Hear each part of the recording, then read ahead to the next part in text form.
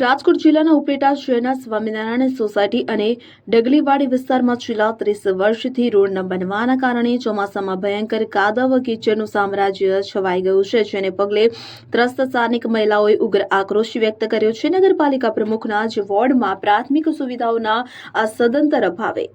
લોકોનું ઘરની બહાર નીકળવું પણ મુશ્કેલ બન્યું છે અને બાળકોને શાળાએ જવાની બદલે ઘરે બેસવાનો વારો આવતા તેમના શિક્ષણ પર પણ ગંભીર અસર પડી છે। તંત્રને અવારનવાર રજૂઆતો કરવા છતાં કોઈ ઉકેલ ન આવતા અને ચૂંટણી સમયે મત માંગવા આવતા નેતાઓ હાલ ફોન પણ ન ઉપાડતા હોવાના આક્ષેપ સાથે કંટાળેલી સ્થાનિક મહિલાઓ એકત્રિત થઈને ધારાસભ્ય મહેન્દ્રભાઈ, પાલિકા પ્રમુખ વર્ષાબેન તેમજ વોર્ડના સભ્યો અમિતભાઈ અને શૈલેષભાઈ વિરુદ્ધ હાય હાયના નારા લગાવી ઉગ્ર વિરોધ નોંધાવ્યો હતો।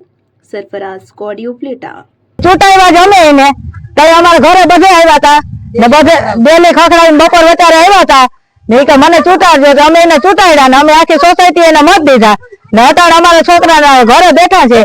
ને અત્યારે હવે જુઓ દેશ દુનિયાની તમામ ખબરો તમારી આંગળીના ટેરવે। ઉઠાવો મોબાઈલ અને ગૂગલ પ્લે સ્ટોર પરથી ડાઉનલોડ કરો અમારી CN24 ન્યૂઝ મોબાઈલ એપ।